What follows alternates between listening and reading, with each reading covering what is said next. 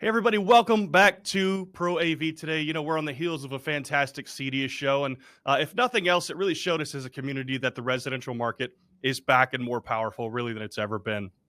You look at initiatives like whole home automation, energy automation, storage, even hybrid working, things like that. Those are now impacting the way that our residential market is doing business. And wanted to bring on somebody that has been in the industry for a little bit and somebody who has maybe just a little bit of insight into what's going on in the space today. I've got my good friend Daryl Friedman, Global President and CEO of CEDIA. Daryl, thanks so much for hopping on the show today. So great to be here. Thanks for having me.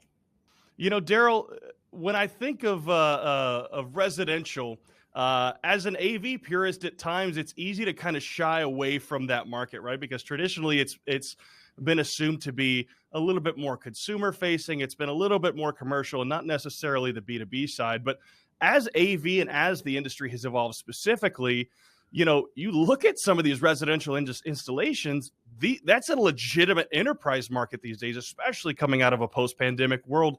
In your opinion, where are we today in the life cycle of that residential industry?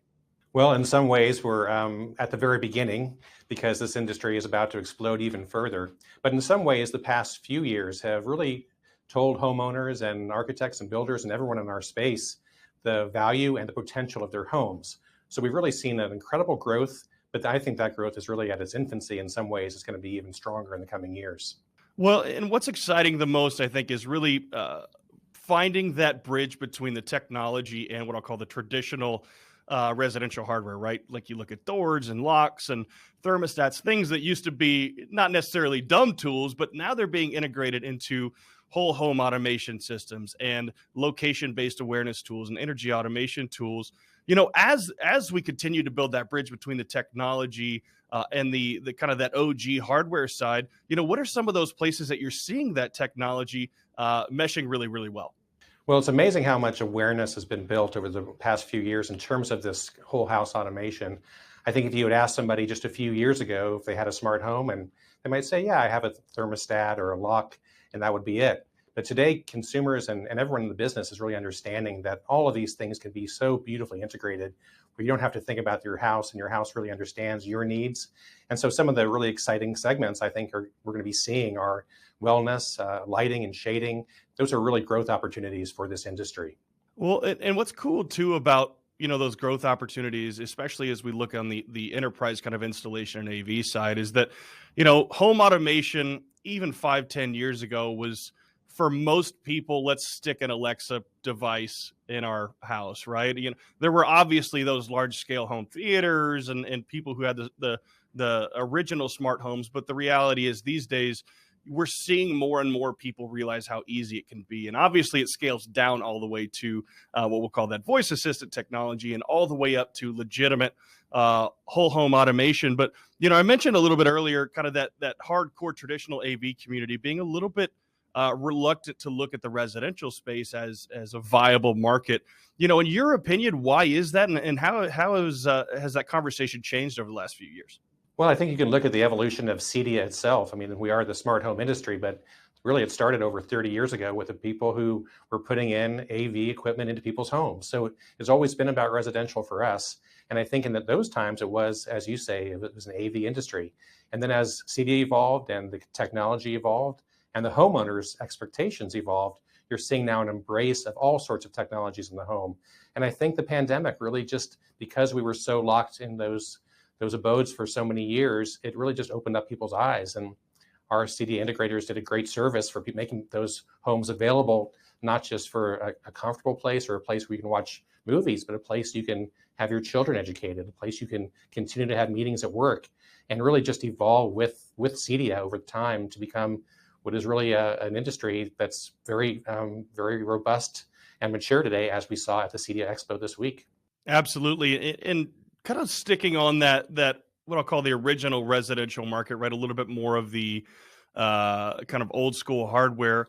One of the things that you're seeing is that these companies, whether it be smart lock manufacturers or smart doors or even drapes and shading, things like that, they're having to make steps into integrated technology, right? Whether that's manufacturer specific, whether that's API specific, things like that. But, What advice do you give to those people that are just now kind of making that step into more the automated state of maybe an original product that was not necessarily integrated to the internet?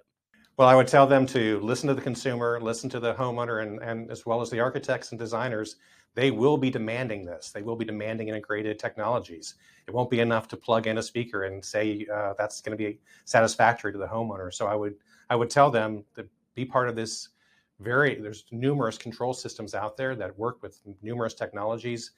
For the next phase, that's going to be very important to the homeowner and for the residents. Whole home integration is going to be the future. Well, and I'll give you a little product placement here. You talked about the CEDIA Expo a little bit ago. Obviously, a show that made its return this year for the first time, and I think 3 years, right? Was it 2 or 3? Well, last year we had a smaller show, but it's been really 3. This is the first full show in about 3 years. Well, how was it to be back? Certainly, it's been great to be at a number of shows, but how was it for you guys to be back in action this year? It was so exciting to have that kind of energy and to have people back face to face. I mean, for many of our community, it had been 3 years since they've even seen each other, and let alone seeing the new technologies and all the interesting things on the show floor. But this is a community, and it was just very exciting to see. Well, the numbers will be coming out, but close to 15,000 people and a sold out trade show floor. And it's just been a very special time because it's been so long since we've all had the chance to be together.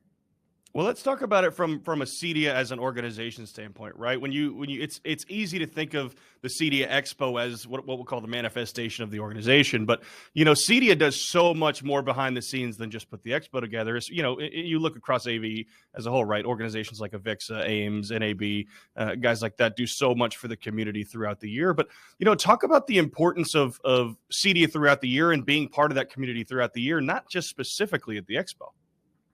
Right. Well, thank you for asking that. There are 51 other weeks during the year, and CEDIA is active in all of them. We're doing primarily the service to our community as a nonprofit association serving this residential technology community.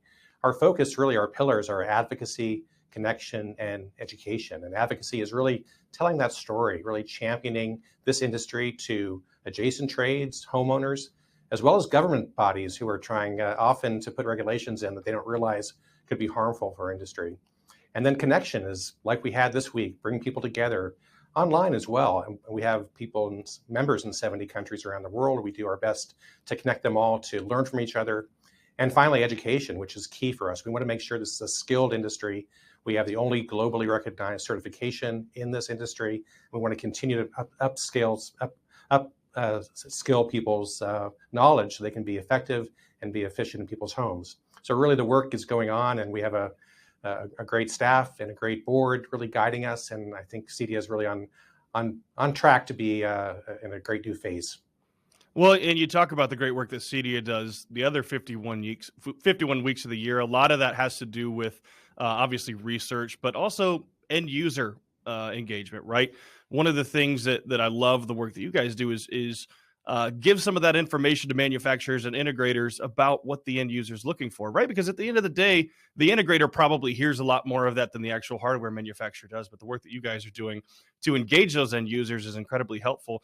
Going into the next maybe 2-3 years, what are some of those things that you're seeing end users increase the demand for? Well, we're doing a lot of research on the marketplace itself. We just did a complete market study last year, and I think manufacturers and integrators are looking at that information as useful. But we're also trying to reach the consumer more effectively through just more savvy SEO and other ways of trying to help the consumer understand that there's more than installation. There's integration. Integration is really making a seamless home where everything works together beautifully. You don't have 20 remotes. You don't have 3 apps on your phone. You have one control system. So the next phase for CEDIA is to really reach that homeowner, that consumer, and help them understand the beauty of whole home automation. And CEDIA is the organization poised to do that. Well, I appreciate you giving me the what's next for CEDIA, but if you had the crystal ball in front of you, what would you say is next in residential AV and installation, right? We're at whole home automation. We're at, kind of the energy automation world. What would you say is that next fully realized version of residential AV? Well, one area I think that we're going to see a lot of growth in, one that's very interesting for us to watch at CEDIA, is the wellness sector. I mean, I think as our population is aging, we're going to see more and more people need this technology in their homes, and people's lives can stay the same. They can live in the same place. They don't have to adjust their lives as they get older, because the technology in their homes will make up for any deficiencies they have as their health, as they age. So I think really, and not just for seniors, but for anybody with disabilities or any sort of needs, whole home automation can kind of fulfill those needs and make life even better. So it's one of the most exciting sectors that we're watching. Well, Daryl, I love to hear it, especially when you start to humanize the technology as you look into that wellness sector. And at the end of the day, as an AV and as a residential AV community, our goal is to better serve our customers and our end users. And look, if we're keeping them healthy, we're doing literally just that. So I love to hear it. But Daryl, congrats again on a great show. It was wonderful to have you on Pro AV today, and we hope to have you on again soon. Thanks for having me. It was great to talk to you. And thank you guys again for listening and watching. Be sure to tune in next time.